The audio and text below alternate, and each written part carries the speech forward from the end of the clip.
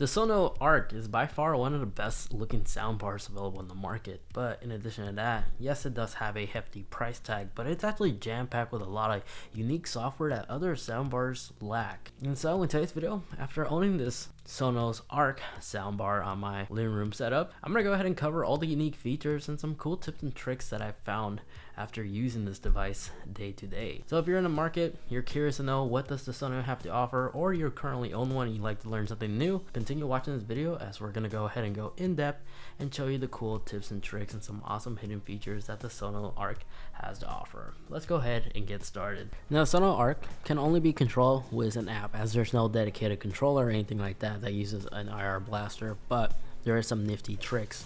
On top of the soundbar, there is touchable buttons right here, which allows you to basically do the basic stuff, as in raise or lower the volume, pause and play right here, and there's microphone icons on the edges right here. But that's basically that. All your main functionality is located in the Sonos app right here. And the first thing first that any owner needs to at least try is the True Play tuning. Now, I already went ahead and done this, but I'm gonna go ahead and redo it. But the screen UI basically will walk you through everything there is to know, and you're gonna have to flip your phone at a different angle so the microphone's facing upwards, and you just basically scan the room with the microphone, so it optimizes the soundbar to your living room environment. Now, if you're experiencing issues with your soundbar, in case, for example, it's still you bought a used unit or something like that, or your friend or a family member or somebody gave it to you and it happened to be linked to their Sonos account, don't panic, no need to contact them. There's a way you could easily unlink it. So we're gonna go ahead and use the Sonos Sub as a fine example. What you need to do is unplug it for 10 seconds and then plug it back into the wall. But at the same time, when you plug it in the wall, hold down the only button there is available right here. Keep holding it until the LED light begins flashing. Once it starts flashing and it starts flashing white and green, that means the unit is ready to be set and paired to your Sonos account.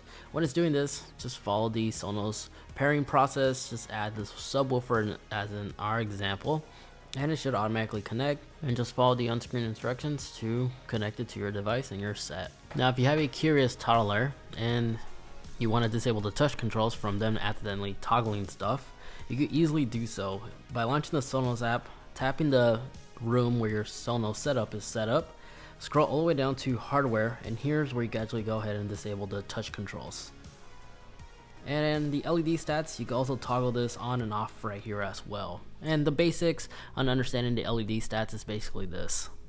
Solid white means the Sonos is powered on and functioning properly. No light means the product is turned off. Maybe check the power cable. Flashing white means the product is rebooting after it's been unplugged. And then a solid green means the product is in mute. You could increase the volume using the app or volume controls on the TV. A flashing green typically would mean that the Sonos product is powered on and ready to be set up and hasn't been connected yet.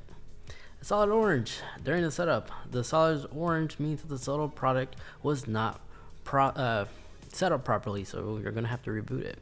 A flashing orange during the setup stats basically means the product has established a successful connection. And then a flashing orange and white, that basically just means that the Sonos product is updating. A flashing red does not mean that your unit is broken, it just means it hasn't been paired and been on standby mode for 30 minutes. Just reboot it, unplug it, and it'll fix this issue. If it's flashing red and white, that means there was an issue when it came to the update process. Just reboot it and you should be fine. Now, if it's flashing a red, white, orange, and green pattern, basically means that the product is in diagnostic mode. You could clear this by tapping the little infinity icon in the back and just hold down the pause and play icon or the mute button depending on the product, and it will actually go into diagnostic mode or get out of it. And that's basically all you need to know to troubleshoot your device in case it's acting weird. But personally, my unit has been solid.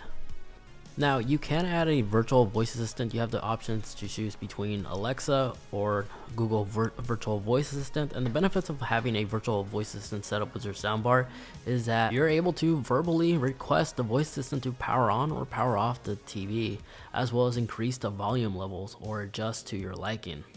So it gives you those hands-free control as well as control access to your other smart home appliances you may have, as well as the virtual assistant benefits like the weather and traffic reports and such. And if we go back during the setup process, there actually is a chime you can enable, so every time when you launch the virtual voice assistant, you actually hear a feedback that it's listening. And then up here, this also allows you to mute or unmute the microphone. So if you don't want anybody else to toggle your virtual voice assistant, you can manually just tap on the soundbar right here and it'll mute it. You could tell it's muted by the indicator on the LED light. Now when listening to music on your iPhone, you can always airdrop this to the Sonos device. This is the cool thing about Sonos that works really well with the Apple ecosystem, believe it or not, since it does support AirPlay 2. So whatever audio you're listening to, by bringing down your control center, you can do it this way. Tap the airdrop icon right here and just select where your Sonos sound system is set up. In our case, our living room, and bam, just like that, we're listening our audio and utilizing the Sonos speakers for a best music listening experience. Now for Android users, unfortunately, Sonos doesn't allow us to link our Android device to the device, but you can download the Sonos app, log in with your information, and you can stream audio this way. That's a quick walk around to that feature. Now you can edit the name, so in case, like in our case, we use the default name for living room, but if you happen to have like a man cave or something like that and you want to uniquely name it, you could easily do so by tapping on it, double tapping, and now it will enter edit mode. Notice that you can use your keyboard and type in a custom text. Now if you view my setup, you may have noticed I do have the sub attached to the sound arc, and adding the sub, it just adds a plus icon to the naming scheme. I thought that was really interesting. Now originally I wasn't going for the sub, originally started off with just the soundbar itself, but adding the sub actually has a couple of benefits. Not only do you get the awesome bass theater effect in your household, but in addition to that, it actually benefits the soundbar. For example, having the soundbar connected, the lower frequency actually gets sent to the sub, which frees up the soundbar for a better sounding experience in the mids and the high. So for the best cinematic experience, really take advantage of Dolby Atmos. Soundbar is a plus. And yes, unfortunately it is true, you do need a TV that has support for eARC in order to take advantage of the full 3D Dolby Atmos experience. So if you're in a shopping experience, you're still in the very beginning, getting your setup, look for eARC. You should be good, with also a sticker or something saying Dolby Atmos support on your television. Now the Sonos app actually has a lot of interesting integrations. For example, you do have access to Spotify, which you could include if you're a member. You could add Apple Music, Tile, and even podcasts are actually on here. But if you're not subscribed to any of these things, Sonos actually has its own dedicated radio station, which is quite nice. So literally, this thing is a smart soundbar. It's like your smartphone without a display, but you use your iPhone as a display, or your smartphone I should say. But it has all these nifty integrations to really give you a pleasant, just home welcoming experience.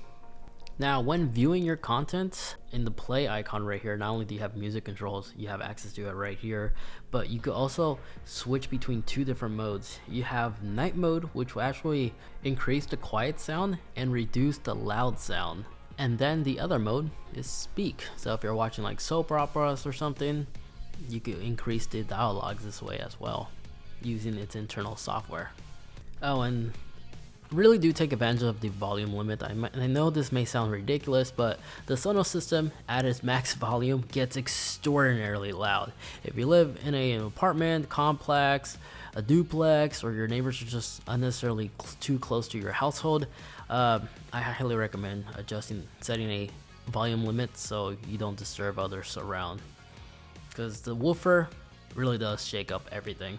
That is all the cool hidden features and some cool tips and tricks that you could do on the new Sonos Arc. If you got some good useful information out of this video, I'd really appreciate it if you could actually leave this video a like, as well as help me out a lot, and get subscribed, especially if you enjoy a lot of tech videos just like this. If you haven't yet picked one up, I'll be sure to have links in the video description down below. That'll link you to my setup and the place where I actually went ahead and got mine, because there's a back order on the Sonos Arc, surprisingly. Faster to get it through Best Buy. I'll have that link in the description. That's how I was able to get my hands on it and paid the MSRP price, not markup that's going on Amazon. So check on that link for the fastest shipping update if you haven't yet picked up your unit. Now if you have a HomePod set up in your household, you can always go ahead and check out this video over here as I go ahead and show you some awesome tips and tricks and some cool things you could do with your HomePods. And in that video over there, that's just a video that YouTube is recommending specifically for you. Thanks so much for watching. Take care, and I'll catch y'all in the next one. See ya.